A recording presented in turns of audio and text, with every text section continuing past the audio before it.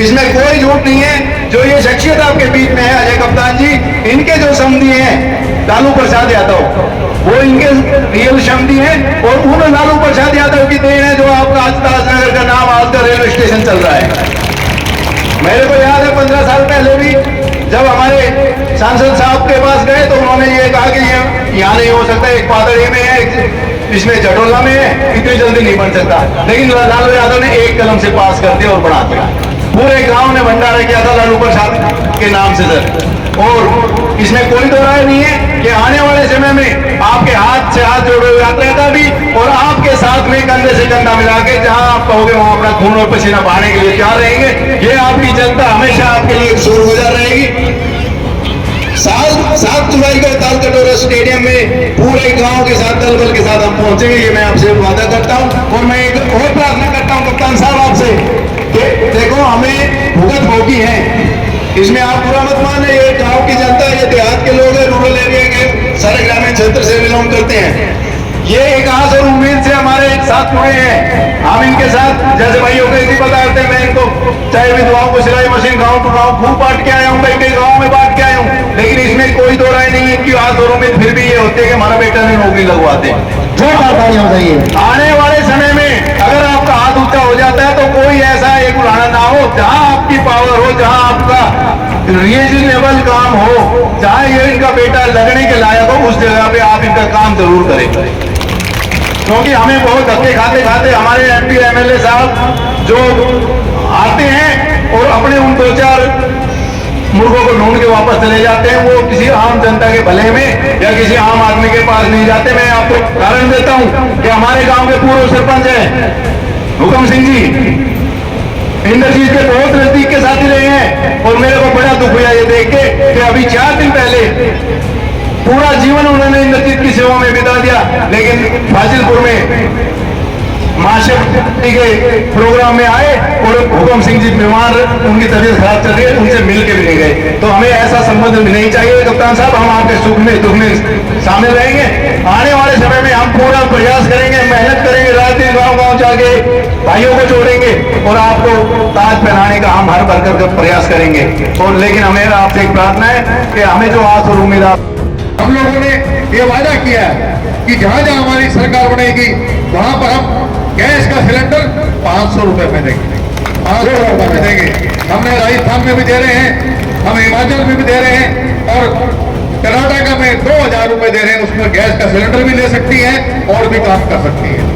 Pension हम बढ़ाएंगे, जितनी इन्होंने पेंशन दी है इससे ज्यादा पेंशन हम देंगे आप लोगों को। 100 गज के प्लॉट देंगे और इसके अलावा 300 यूनिट तक बिजली फ्री देंगे, ताकि गरीब आदमी जिसके पास एक पंखा है, एक लड्डू है, वो कम से कम अपना बिजली का काम कर सकेगा। कांग्रेस जो है वो देश का काम करती है। कांग्रेस जो है देश का काम करती है। कांग्रेस ने हमेशा देश के लिए कुर्बानी दी है। कुर्बानी में जो है कभी पीछे नहीं रहा। इन्होंने कभी उंगली तक नहीं कटवाई, देश की आजादी के अंदर कभी उंगली तक नहीं कटवाई। आइए देंगे यहाँ पर अभी मैंने हमारे 3 जाबाज लोगों ने आईएनए में सुभाष चंद्र बोस के नेतृत्व में जो है लोहा लिया था अंग्रेजों के खिलाफ। मैं समझता हूँ कि उनको मैं माला अर्पण किया मैंने। ये सुभाष चंद्र बोस की बात करते हैं, ये भगत सिंह की बात करते हैं, ये सरदार पटेल की बात करते हैं। मुझे बताइए इनमें कौन से गुण हैं जो सरदार पटेल में थे, जो चंद्रशेखर आजाद में थे, जो भगत सिंह में थे, जो नेताजी सुभाष चंद्र बोस में थे।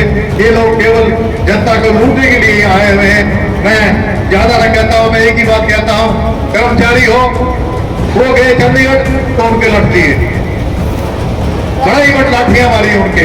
और सरपंच भी गए होंगे मेरे ख्याल से आपके गाँव को, उसको भी लाठी टिकी होगी अगर गया हो तो। अगर नहीं गया हो तो बच गया भाई, तो छोड़ेंगे नहीं किसी को लाठी मारने में। ये और तो क्या है, जो हमारे खिलाड़ी हैं जो देश में नाम कमाते हैं उनको उन्होंने जो है सड़क उनको लठ मारे। सड़कें हमारी टूटी पड़ी है, नहर में पानी नहीं आता है, बिजली आपकी 3-3 घंटे कटती है। इन्होंने एक भी नया प्लांट जब मेरी सरकार थी, मैं बिजली मंत्री था, हमने यमुनानगर में थर्मल प्लांट बनाया था, हमने खेदड़ में, हमने झाड़िली में, झज्जर में हमने 5000 मेगावाट बिजली बढ़ा के दी थी जो थर्मल प्लांट चलती थी। इन्होंने एक भी मेगावाट बिजली पैदा नहीं करी। मैंने रणजीत सिंह जी जी को एक दिन कहा था, एक उसमें मुकाबले में मेरे आगे थे, मैंने कहा था कम से कम एक सूर्य ऊर्जा वाला एक प्लांट लगा देते, उससे तो पर्यावरण खराब नहीं होता। मेरे कहने का मकसद ये है कि आप लोगों को केवल छल सकते हैं। मैं ज्यादा ना बोलता हुआ आप लोगों से केवल इतना ही कहना चाहता हूं कि 2024 में जब कांग्रेस कर्नाटका में जीती है तो केंद्र में सत्ता में आई है। चिकमगलूर से चुनाव जीती इंदिरा गांधी, केंद्र में सरकार कांग्रेस की आई। बिलारी से सोनिया गांधी चुनाव जीती, जब कर्नाटका से जीती तब केंद्र में सरकार आई। इस बार कर्नाटका में हम जीते हैं तो मैं आपको वादा करता हूं कि यूपीए बाकी जो विपक्ष के नेता हैं उनके साथ मिलकर और एक यूपीए सरकार बनेगी जो आपके केंद्र में कांग्रेस के सरकार बनेगी जो आपके लिए सारे काम करेगी, किसान की करेगी, व्यापारी की करेगी, हर वर्ग के लोगों के काम करने की बात करेगी। ये मैंने आप लोगों से कहना था। मुझे बहुत खुशी है कि आज हमारी माताएं बहनें इतनी भारी मात्रा में आई हैं। आप लोगों ने मुझे पगड़ी बनाकर जो सम्मान दिया, इस पगड़ी की हमेशा याद रखूंगा और कभी आपकी पगड़ी पे हाथ नहीं आने दूंगा। भाई 21 जून को अजय कप्तान जिंदाबाद, जिंदाबाद, अजय कप्तान जिंदाबाद। जो हमारे भाई यहाँ आए हुए हैं उनको मैं न्योता देता हूँ 21 जून का। मेरे बेटे चिरंजीव जो एमएलए है उसके बेटा हुआ है, उसके पूरा पूजन में आप आइए। मैं आपको न्योता देता हूँ जितने लोग यहाँ आए हुए हैं। और इसके साथ साथ आप लोग पूरा पूजन में रेवाड़ी में ग्रैंड प्लाजा, वहां पर आपकी सेवा करूंगा, आप आइए।